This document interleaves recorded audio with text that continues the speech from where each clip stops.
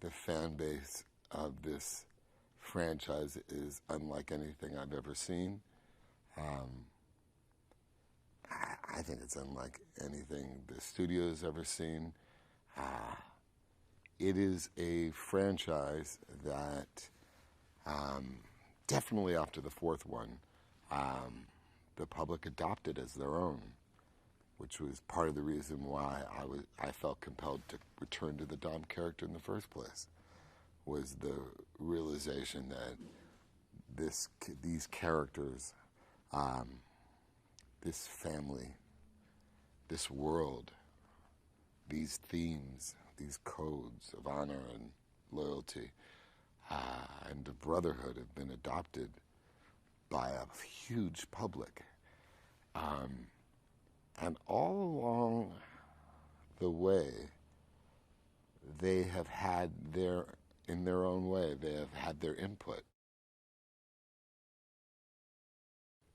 What we wanted to do was celebrate the Cuban spirit in that opening scene. So you'll feel that when you see this movie. You'll feel that the franchise is writing a love letter to Cuba.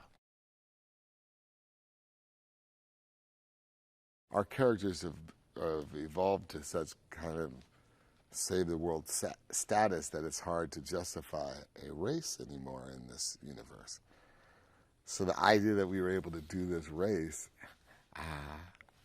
was profound. And the idea that we were able to make this race about honor was such a cool thing and such a throwback to the first one. Then we go to New York City, which was another dream of mine.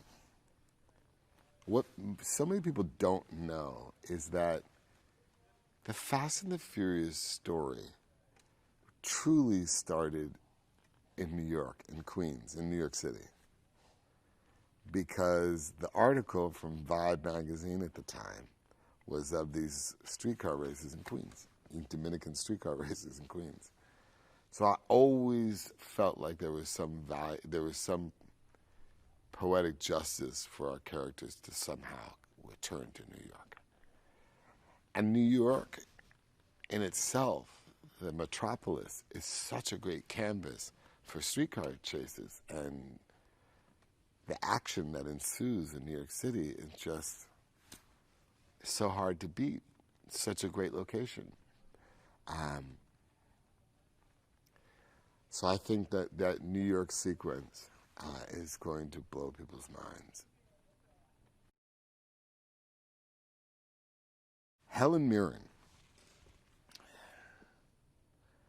Well, the truth of it all is what's so fascinating. She started calling me out on talk shows, and saying, I love Vin Diesel and I want to be in Fast and Furious, and I didn't make that happen, Vin. And I was at a party a year ago, an Oscar party, and my agent introduced me to her, and she said, I've been talking about you, and I've been saying I want to be in Fast and Furious. Get it together, Vin. Get it together. And at that point, her role wasn't written in the movie yet. And the director and the writer flew down to the Dominican Republic with me, and we worked on the script for a week. And in that time, we had written her character in. Because ironically, her character had helped out. It was almost a gift for us because she provided the connective tissue we really, really needed and might not have realized how desperately we needed for our plot. One of my favorite moments of filming Fast 8, Fate of the Furious, was doing scenes with Helen Mirren. What we really needed was a director that was going to focus with a dilithium exactitude on performance.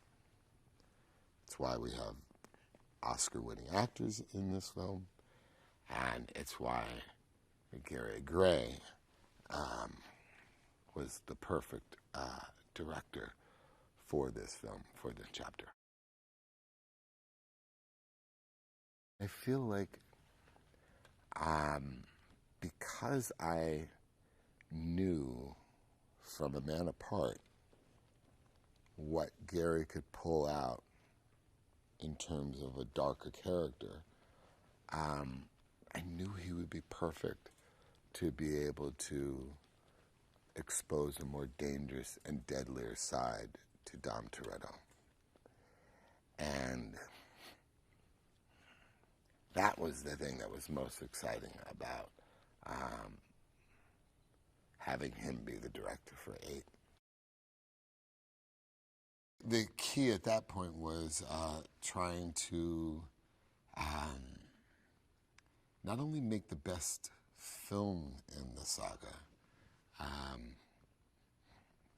but to capitalize off of what the saga's represented for the last 2 decades and attempt to challenge it, to challenge the core themes that have existed, and to do it in a way that would be entertaining and compelling